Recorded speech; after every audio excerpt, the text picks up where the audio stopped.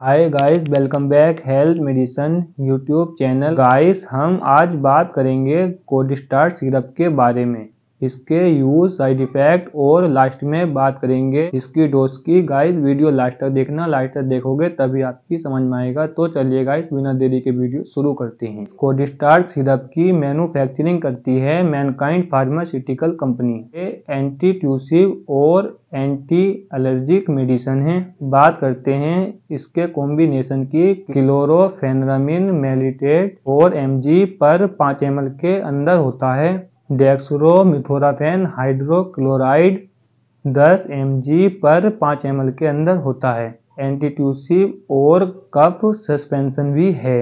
बात करते हैं इसके प्राइस की। 95 रुपये का 100 ml का सिरप मिलता है और 65 रुपये का 60 ml का सिरप मिलता है। बच्चों को और प्रेगनेंसी में इस सिरप को बिल्कुल ना दें। बात करते हैं इसके यूज की। गीली खांसी, सूखी खांसी, नाक बहना और एलर्जी के कारण जुकाम होती है तब भी इसका यूज होता है।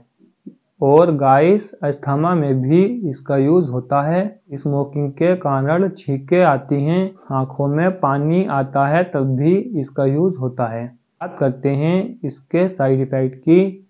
मुंह सूखना, गला सूखना, धुंधला दिखाई देना और कब्ज होना। बात करते हैं इसकी जर्नल एडल्ट डोज की। 5 mg BD या TDS खाना खाने के बाद गर्म पानी से 3 से 5 दिन तक लेना है।